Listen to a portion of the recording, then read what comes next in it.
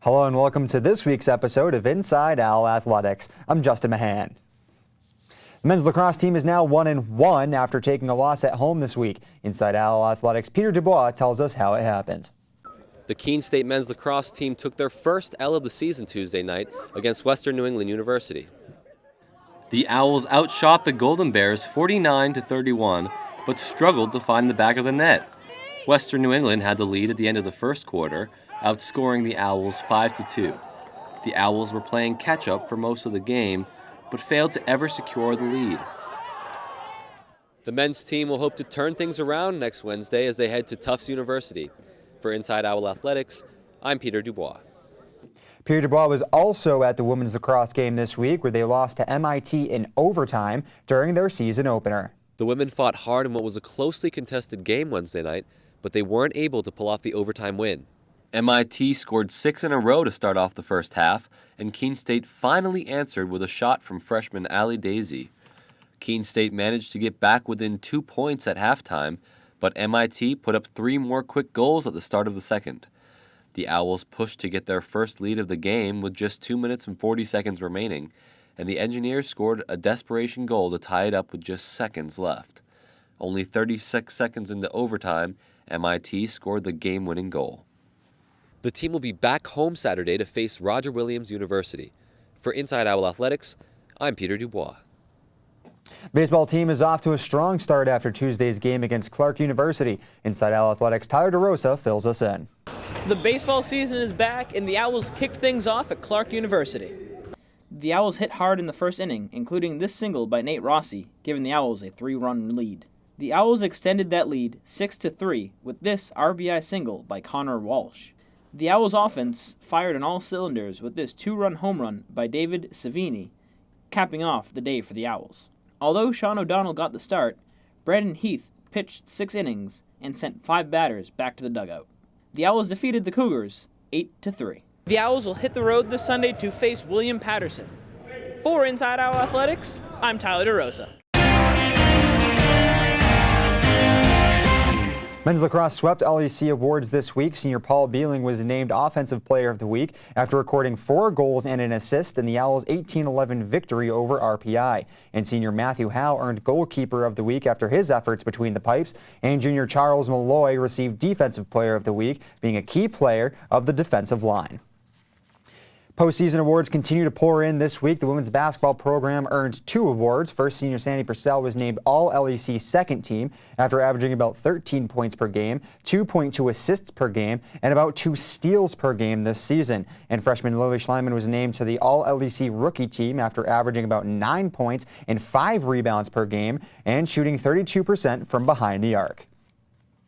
And the men's basketball team earned 5 yearly awards. Junior Ty Nichols picked up an All-LEC first team and All-LEC defensive team. He did that by tallying 20 points per game and shooting about 50% from the field and recording about 7 rebounds and 5 assists per game. Freshman James Nosey was named All-LEC second team and All-LEC rookie team after averaging about 13 points and 6.2 rebounds per game and shooting almost 60% from the field. And senior guard Dezelle Wright was named All-LEC defensive team after averaging about 13 points per game and shooting about 57% from the floor. Wright is the first player named to the team since Nate Stitchell and Nate Howard were chosen in 2015.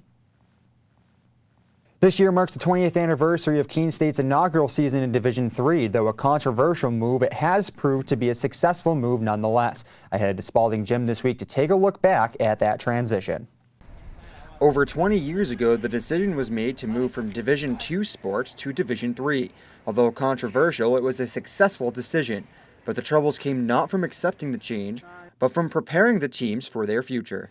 Just to let my team know, because obviously the word spread fast, and to let them know that we were going to do the best we possibly could to be competitive for the next 4 years. One of the major struggles was recruiting new athletes. Going from scholarship to no scholarship did take its toll, and that's something that coaches agree was a struggle at first, but you learn to accept it. You learn to survive, you learn to adapt, you learn that sometimes you don't get the best player, so you try to find a player that you know has talent and that will grow after 4 years to become the type of player you had with the freshmen coming in Division II.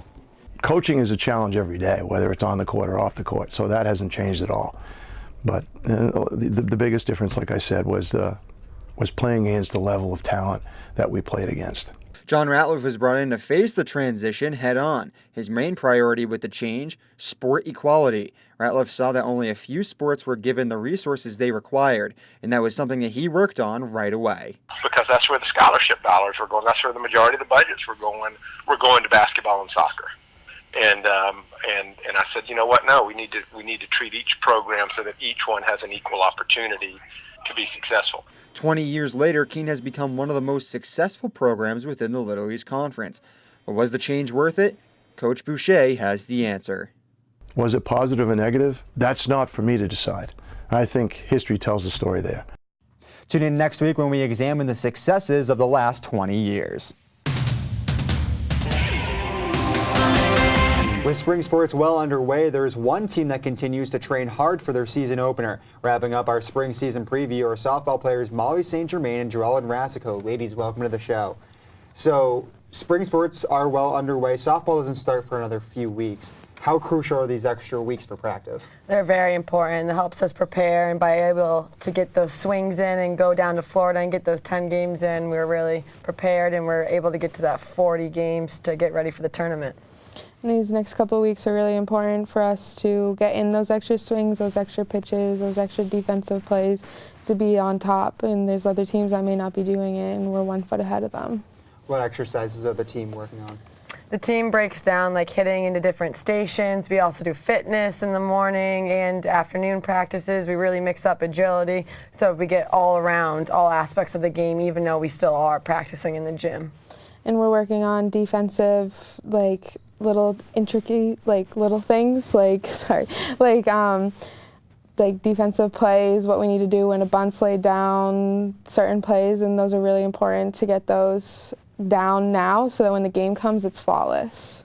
So the first leg of the season is in Florida. The team leaves next weekend.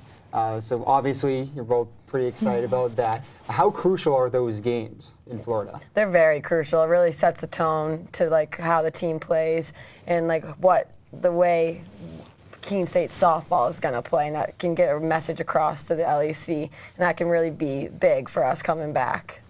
And Florida is also a good like feedback for us, so we know like what we need to work on before we go into conference play to know like, okay, like this didn't go so well in Florida, but now we have these 2 weeks before the real games start that we can focus on that and fine tune that even more. So heading into Florida, how does the team look so far? Unbelievable. Yeah, Unbelievable. we have some strong seniors who are ready to lead the team to the LECs, and we got 3 of us that are juniors and a strong sophomore class and a really strong freshman class coming in. And what do you want to see out of the team this year? Go far. We're going to win the LEC. Last year we fell a little short with what we wanted, and I think that left a bad taste in all the returners' mouths. So we're all very excited to get back and get into conference play and just really send a message and win the LEC. That's what we're going to do. Yeah, LECs is the goal, to win it, and we got to play it game by game and pitch by pitch, and we'll get there.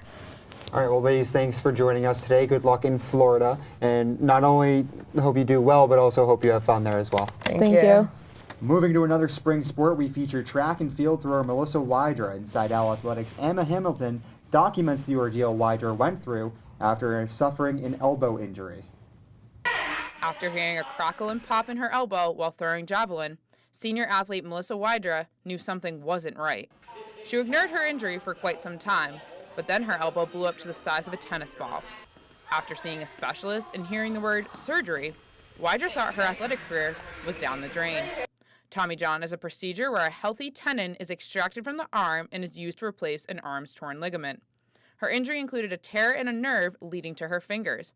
She couldn't even take notes in class, and she was missing her sport. It made me take a step back and really realize like how much track actually means to me once it was taken away from me. I kind of just did track as like a way to have fun and hang out with my friends, which I loved, but I really was like, I actually love this sport. I love being an athlete. So when I heard that that was going to potentially be taken away from me, I was like, oh gosh. But then the surgery and 8 months of recovery, including a bionic arm, physical therapy 3 times a day, and plenty of frustration, Wydra was able to throw again. The doctors couldn't believe how quickly she recovered or that they were able to clear her to participate again. My heart exploded. Like, I was filled with joy, and I was like, you know what, I'm gonna get after this. Like, we're gonna have a great season, and it was so uplifting. Now, she's consistently been hitting new PRs and plans to throw in all of the events in the outdoor season. If Wydra doesn't do as well in her events as she did before surgery, she plans to work even harder. I say a lot about her tenacity, her desire to compete at a high level.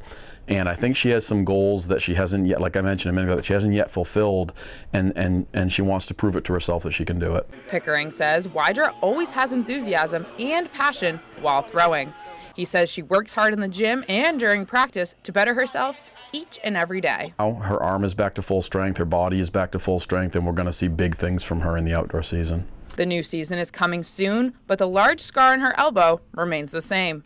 Wydra says she looks at it every day with a sense of pride. It reminds me of a point in my life where I questioned a lot, and then I was able to really get my mindset back on what I loved. Wydra is now preparing for her first outdoor meet on March 24th.